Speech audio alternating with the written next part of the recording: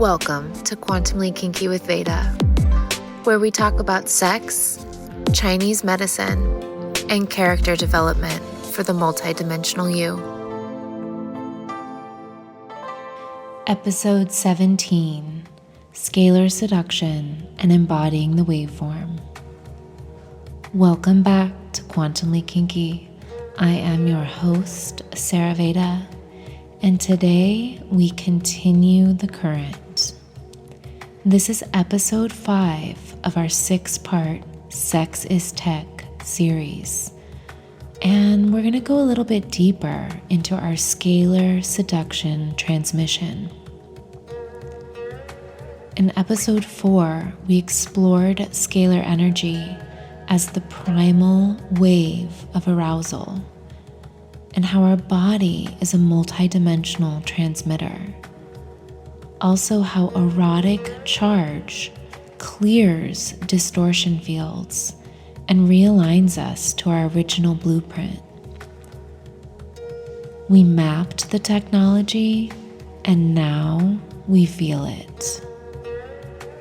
This is the episode where we stop analyzing the waveform. Instead, we become it.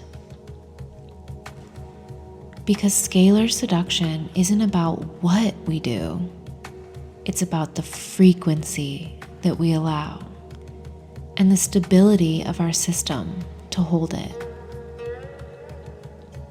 So let's get into it.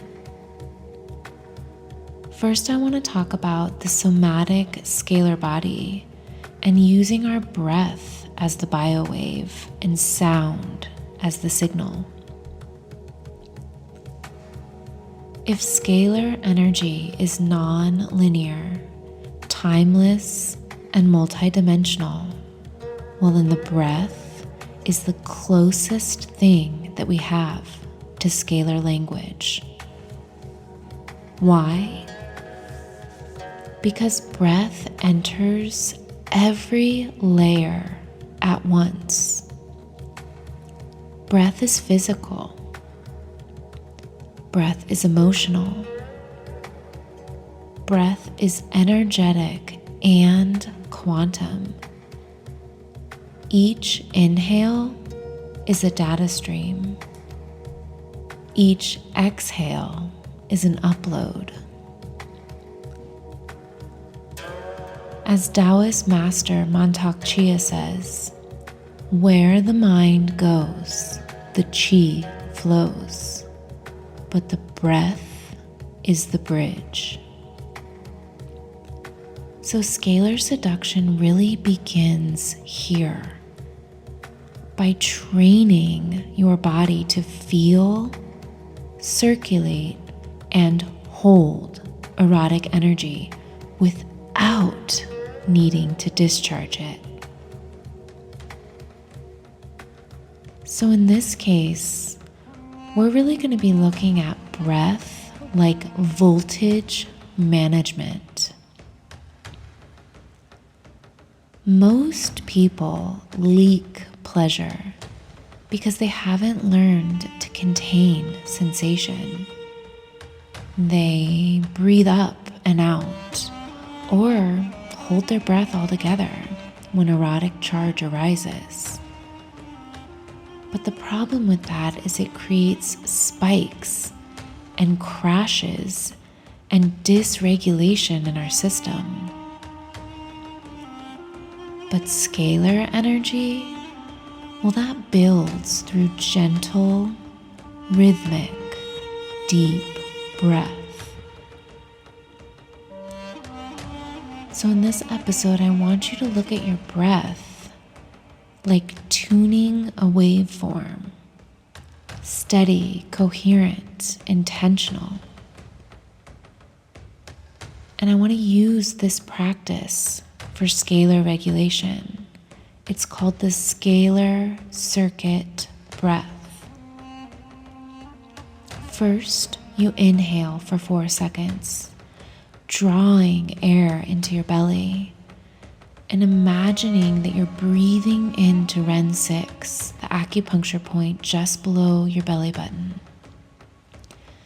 After you inhale for 4 seconds, you hold your breath for 4 seconds while you lightly engage your perineum, feeling the energy spiral inward and upward. Next, you exhale for 8 seconds, letting your breath widen your field, feeling it expand through the skin into the room. This breathing ratio teaches your energetic system how to hold energy without urgency. And over time, practicing this, your body actually learns, I don't need to release this. I can become it. So let's practice this breathing pattern together. Inhale for 4, hold for 4, exhaling for 8.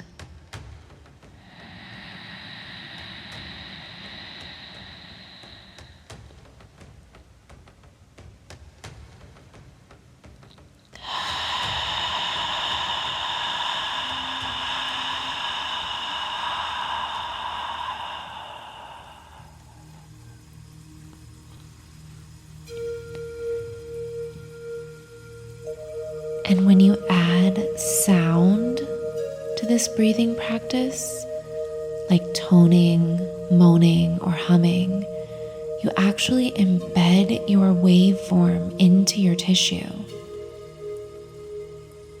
So try pairing this breath with some scalar toning, using the sound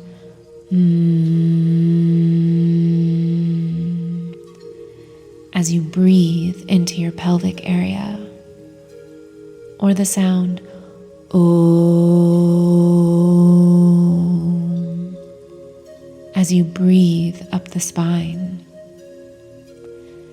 and the sound Ah as you breathe into your heart. This isn't for show or performance. This is actually sound coding. It's vibrating your fascia. It's unblocking your meridians and syncing your energetic field. When you hum into your own body while you're breathing, you're saying, I am safe to resonate here. I allow myself to hold frequency, not just feel it in flashes. You become the pulse. You become the wave. And this is what separates scalar seduction from nervous system spikes. And it all starts with your breath.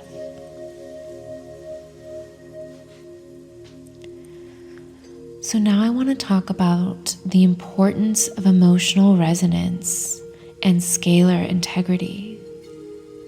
Because here's the truth that most spiritual sex spaces skip over. You cannot transmit erotic coherence if you have not learned how to feel your emotions without collapsing.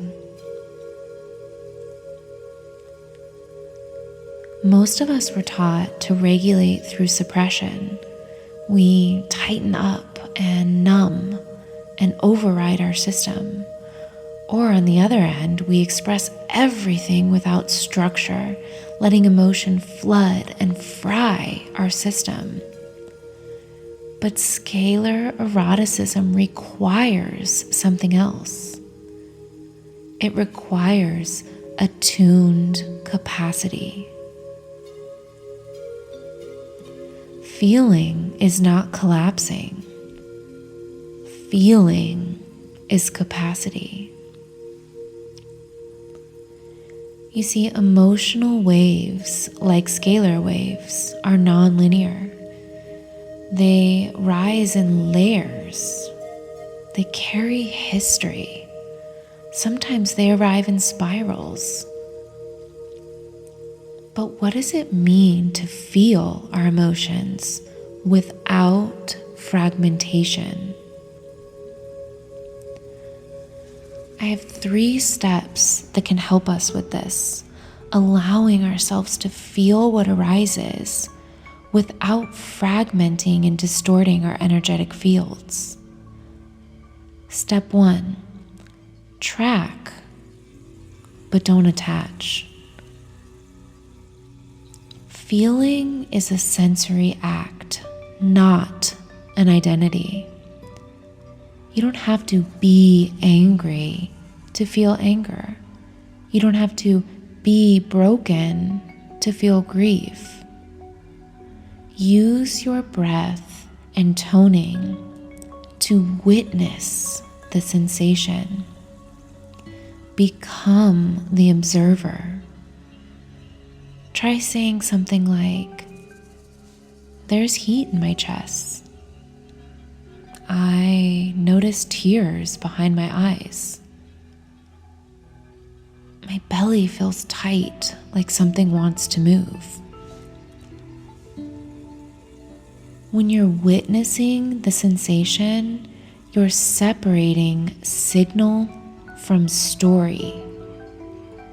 And this creates space inside the field for the emotion to pass through without disorganizing you. So step 1, track, but don't attach. Step 2, resource while you feel. This is where energy medicine and scalar awareness meet. I want you to hold these 2 points. Ren 17, which is your heart center. It's in the middle of your chest in the 4th intercostal space. And then Ren 6, just below your belly button. These 2 acupuncture points act as emotional capacitors. They actually keep the charge stable while you move the waveform. So placing your right hand on your heart center and your left hand on Ren 6, I want you to inhale as you say, "I let this feeling rise." And exhale as you say, "And I stay here with it." So take a deep breath with me.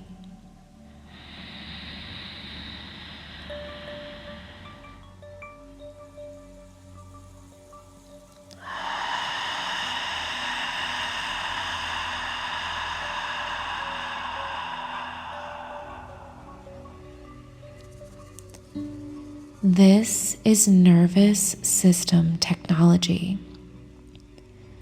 You're not trying to fix anything. You're trying to feel the energy without attaching to it. And every time you do this, you tell your field, "I am safe to hold sensation, and I can be fully erotic and fully emotional and still stay intact." That is scalar integrity. So step 2, resource while you feel. And step 3, finish the feeling. Let your emotion move through a scalar expression, not a narrative.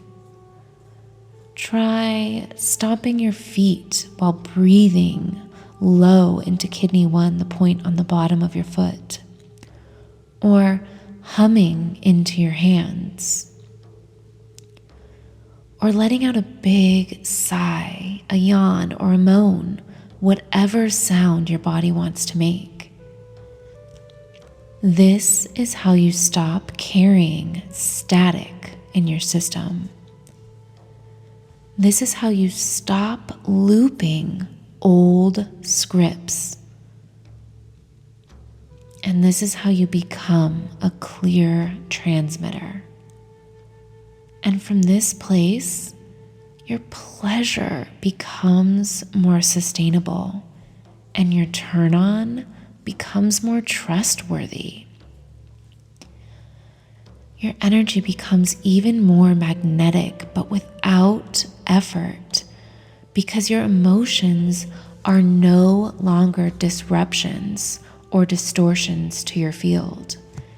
Instead, they're a part of your signal. So this is the difference between fleeting orgasm and scalar seduction. It's not about a quick release. It's about coherent resonance. When you can feel your breath without losing yourself. When you can welcome your emotions and sensations without fearing collapse. When you can hum into your hips while sadness softens your chest, you've entered the scalar field. Next week, in our final episode of the Sex is Tech series, we're going to build our erotic algorithm, a full body system for tuning desire into our daily code. But until then, I want you to practice your scalar circuit breath and toning, humming your waveform and feeling your field, and stay sovereign in your seduction. Thanks for listening to today's episode of Quantumly Kinky with Veda. Stay turned on. Till next time.